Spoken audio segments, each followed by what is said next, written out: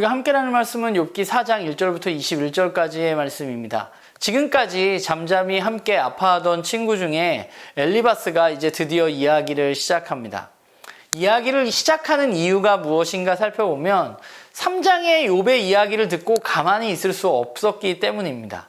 하나님께 항변하는 욥의 이야기에 문제가 있다는 것을 발견했기 때문이죠. 그래서 가만히 있을 수 없는 것입니다. 지금까지 꽤 괜찮은 신앙인인 것 같았던 욥이 고난으로 말미암아서 무너져 내리는 모습을 가만히 보고 있을 수가 없었기 때문에 엘리바스는 이야기를 시작한다고 말하고 있습니다.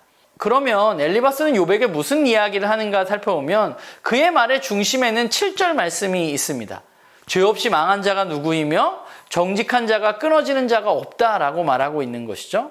이 말은 결국 하나님은 죄인을 벌하시고 의인을 도우신다는 것입니다. 그러니까 이 말을 욥에게 하는 이유는 무엇인가 하면 결국 욥이 고난을 당하고 있다는 것은 어떤 의미냐? 그가 죄를 지었다는 것이죠. 하나님이 죄인을 벌하시기 때문에 지금 네가 벌을 받고 있는 거다. 너는 죄를 지었어 라고 욥에게 말하고 있는 것입니다.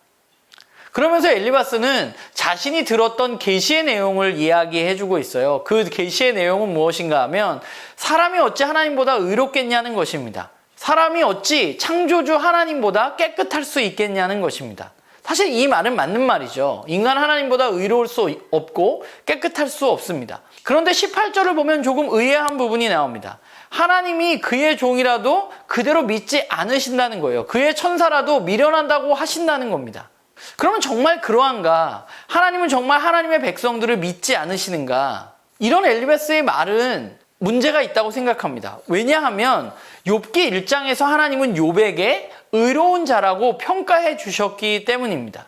사실 말씀을 읽다 보면 엘리바스의 말이 맞는 이야기처럼 우리들에게 들립니다. 왜냐하면 그것이 일반적으로 우리가 더 많이 가지고 있는 생각이기 때문에 그렇습니다. 그러나 그 내용을 잘 살펴보면 그렇지 않은 부분이 있는 것이죠. 그는 오히려 하나님이 욥을 의롭다고 평가한 것에 대해서 그것이 틀렸다고 말하고 있는 것과 같은 것입니다. 그럼 왜 엘리바스는 이렇게 이야기하는가? 그가 가지고 있는 신앙의 지식이 거기까지이기 때문이시죠. 엘리바스가 가지고 있는 신앙은 인과응보적인 신앙입니다. 이게 구약 성경에 나타난 신명기를 대표하는 신앙관이죠. 하나님은 하나님의 말씀을 잘 듣는 이들을 축복하시고 하나님의 말씀을 듣지 않는 이들을 벌 주신다는 것입니다.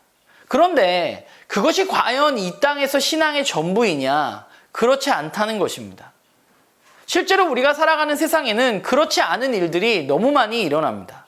또한 더불어서 엘리바스의 계시는 너무나 주관적인 계시라고 볼 수 있습니다.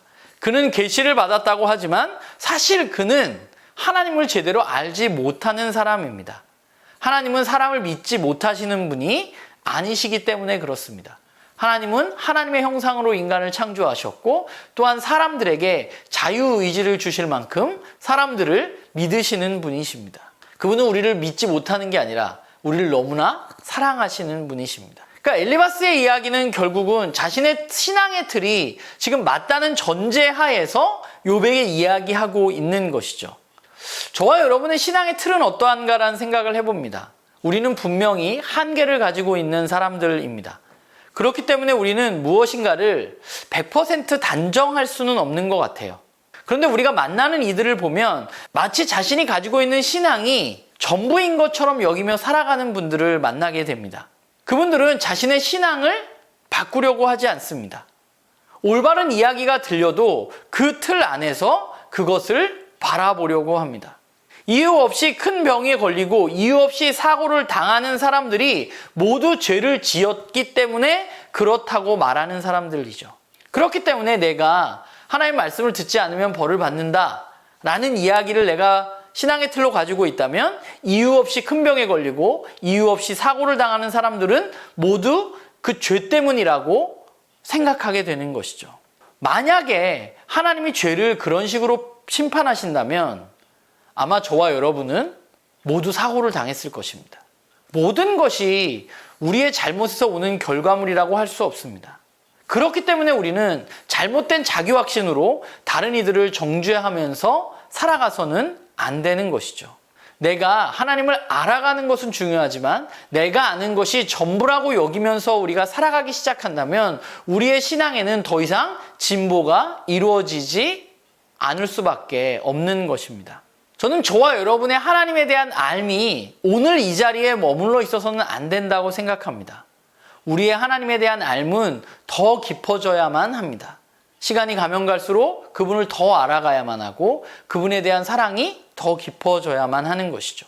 우리가 해야 할 일은 내가 지금 알고 있는 것들로 누군가를 정죄하기보다는 그와 함께 기도하며 내가 겸손한 마음으로 하나님을 더 깊이 알아가려고 애쓰는 것이 바로 우리들의 올바른 신앙의 모습이 아닌가라는 생각을 해보게 됩니다. 바라기는 저와 여러분이 오늘보다 내일 하나님을 더 깊이 알아가는 그런 우리 모두가 되기를 간절히 바랍니다.